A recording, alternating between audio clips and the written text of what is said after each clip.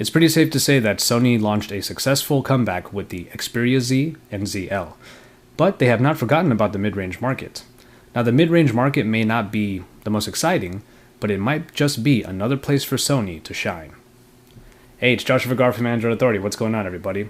And this is the Sony Xperia SP. Under today's smartphone standards, you could probably tell at first glance that this is not a top-tier device. After all, the frame accommodates a 4.7-inch screen and is altogether smaller than the 5-inch screen devices that we've seen throughout 2013. Sony has proven itself with design on their flagship smartphones, and it shows on the SP's rectangular form. The front is comprised almost entirely of the screen, and the signature big silver power button is about halfway down the side, below volume rockers and above a dedicated camera button. The frame is made of aluminum, which gives the phone some heft, a sturdy feel, and easily grippable flat sides. Around the back is the 8-megapixel camera surrounded by a removable matte plastic cover.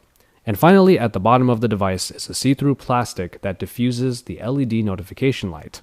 This is definitely the most unique aspect of the phone's design and is an elegant yet different take on an otherwise typical Android smartphone feature.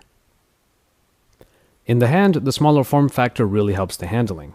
The aluminum is a nice touch, and having a matte plastic back keeps the phone from slipping about. If you haven't gotten into 5-inch screens just yet, this phone will make you feel right at home.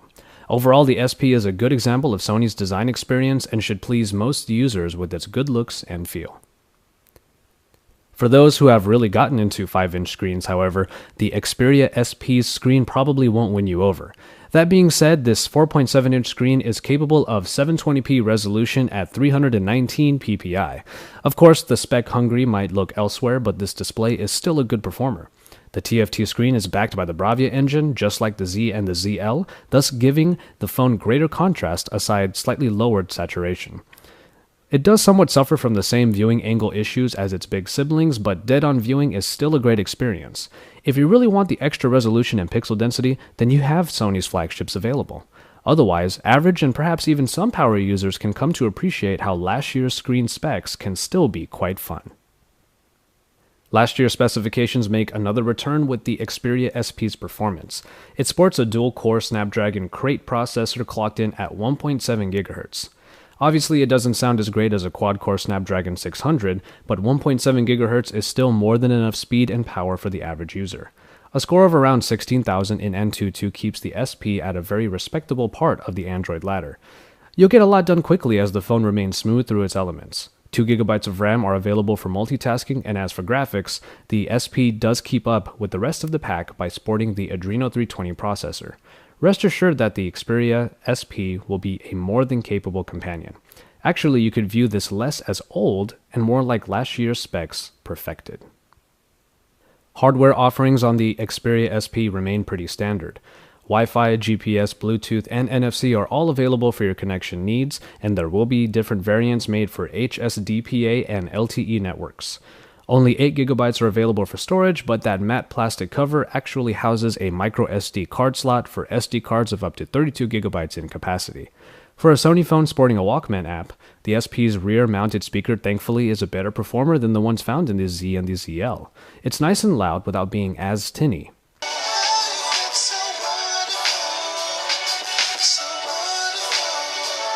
And of course, as you can see at the bottom, the Xperia SP is having a little party of its own with a dynamic LED light.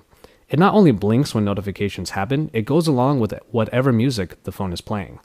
It's a great addition that really sets this phone apart from its fellow performers, and it's definitely this phone's cool factor. Usually a removable cover is good news and a sign of two big features. Unfortunately, I have to burst that bubble and say only one of those features made it onto the Xperia SP. I already mentioned the micro SD card slot, so sadly, the battery is not user replaceable. But it's not all bad news. For a 4.7-inch screen device, it packs a big 2370 mAh battery.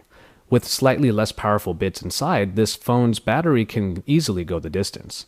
A locally looped video ran down half of the battery in just over 3 hours, making this phone likely capable of close to 7 hours of straight local media consumption. Maybe more, if you take advantage of the good power-saving features. The battery is a great example of how the Xperia SP manages to blur the line between mid-range and top tier, or last year and current specs. The 8 megapixel camera on the Xperia SP takes the same general idea from the Z and the ZL. Sony's superior auto works to find the right scene mode to use for the frame, and features like HDR, touch capture, and panorama are also available. All of these modes are easily accessible in the app viewfinder. Pictures are pretty good with nice contrast and details, though they can be a little too saturated at certain times. Low light performance, though unsurprisingly, yielded lower quality pictures. Ultimately, the camera on the Xperia SP is a capable shooter, but isn't as great as even other performers from last generation, when 8 megapixels were the norm compared to today's 13 megapixels. And finally, the software. The Xperia Z's UI basically makes its return in this Jelly Bean 4.1.2 build. It is the same melting pot of elements from multiple sources.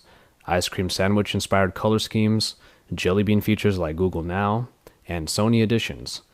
Apps like the Walkman and the album photo gallery bolstered the small apps, small overlays accessible from the recent app screen.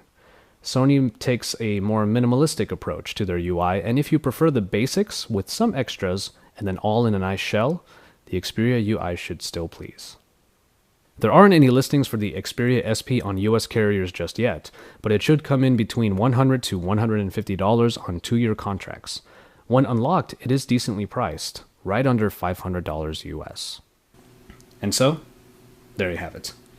The spec hungry and those looking to be on the bleeding edge might look past the Xperia SP, but even for them, this should still be an attractive package. Sure, it sports last year's processor and a 720p display, but on top of all of that, it still feels like a very high quality, proper Xperia phone. The price is a good selling point, as it's half the price of a lot of top-tier current devices, and when you add in a couple of the unique features it has, like the LED light at the bottom, you have a unique experience that a lot of people should still have a lot of fun with. For all the best coverage and reviews, stay tuned to the Android Authority YouTube channel. Drop us a like, and don't forget to subscribe because we are your source for all things Android.